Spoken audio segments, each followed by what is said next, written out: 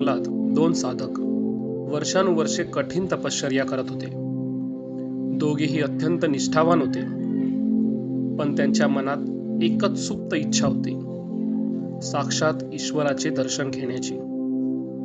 अनेक वर्षांच्या साधनेनंतर एके दिवशी अचानक त्यांच्या समोर एक दिव्य तेजस्वी प्रकाश प्रकट झाला. त्या प्रकाशातून भगवंताचा आवाज घुमला, मी तुमच्या भक्तीवर प्रसन्न आहे. तुमची जी काही इच्छा असेल ती मागा.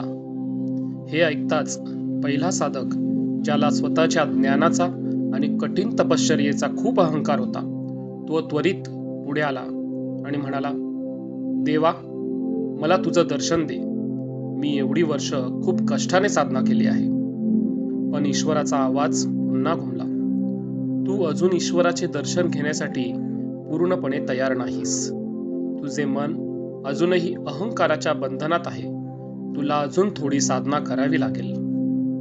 हे ऐकून पहिला साधक खूप निराश झाला आणि तो रागाने पुन्हा तपश्चर्येला बसला. त्याने विचार केला, माझ्याकडून काय चूक झाली? मी तर सर्वात जास्त कष्ट केले आहेत. काही वेळानंतर दुसरा साधक, जो अत्यंत नम्र आणि प्रेमळ होता, तो शांतपणे पुढे आला. त्याने कधीही स्वतःच्या तपश्चर्येचा विचार केला नव्हता. तो फक्त ईश्वराच्या प्रेमात मग्न असायचा. त्याने अत्यंत लाजत नम्रपणे भगवंतांना विचारले, देवा, तू मला दर्शन कधी देशील याची मला काहीच कल्पना नाही. पण तू मला फक्त एक छोटीशी सेवा देण्याची कृपा करशील का? हे ऐकताच तो दिव्य प्रकाश अधिकच तेजस्वी झाला आणि त्यातून साक्षात भगवान शिवाची मूर्ती प्रकट झाली. भगवंतांनी त्या नम्र भक्ताला मिठी मारली. रागाने पुन्हा तपश्चर्येला बसलेला पहिला साधक हे पाहून थक्क झाला. त्याने विचारले, देवा, याने तर माझ्यापेक्षा कमी साधना केलेली आहे. मग याला तुझं दर्शन आधी कसं मिळालं?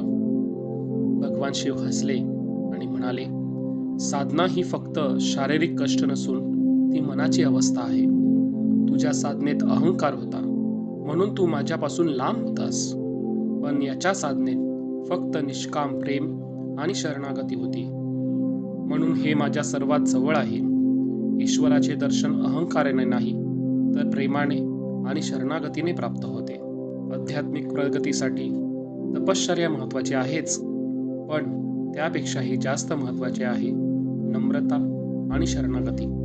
जोपर्यंत आपण स्वतःला पूर्णपणे ईश्वराच्या चरणी समर्पित करत नाही, तोपर्यंत खऱ्या ईश्वराची तत्वाची प्राप्ती होत नाही.